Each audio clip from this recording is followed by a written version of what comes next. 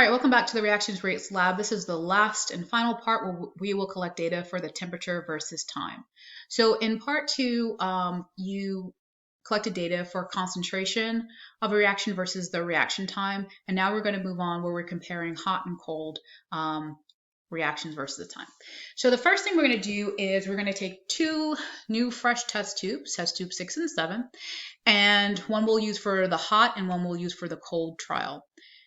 And we're going to add the sodium thiosulfate, 15 milliliters, into each test tube. Now the next thing we're going to do is we're going to add some water. For those for each test tube, we're going to add in 10 milliliters of water. Okay, great.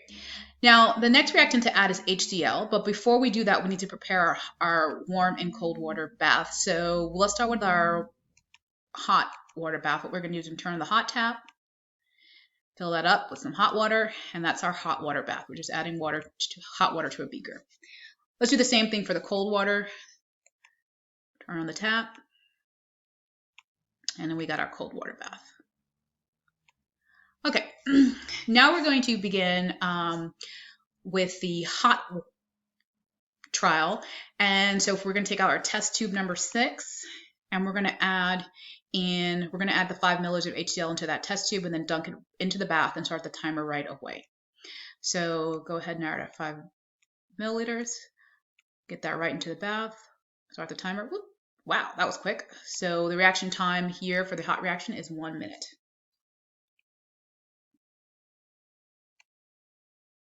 Okay, so we're going to record that if you need to in our table.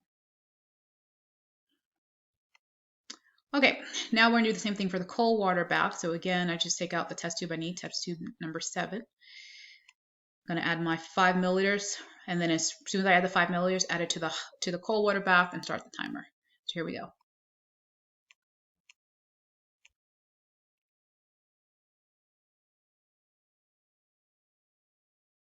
Okay, so that took a little bit longer. So cold reaction time here is 3 minutes.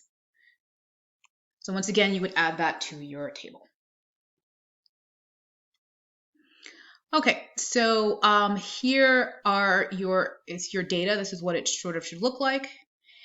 And now that you have all the data, what you want to do is don't forget that you need to answer those analysis questions. And remember, you have resources for that. So you're not just asked to answer them cold. You have the information from the pre-lab and all your lab data. You also have your class notes in a PDF of these slides if that's helpful. And final thing, just for some encouragement, you guys powered through this lab, this virtual lab. So here's a little bit of puppy power for powering through this lab. That's it for this video. Have a quality day.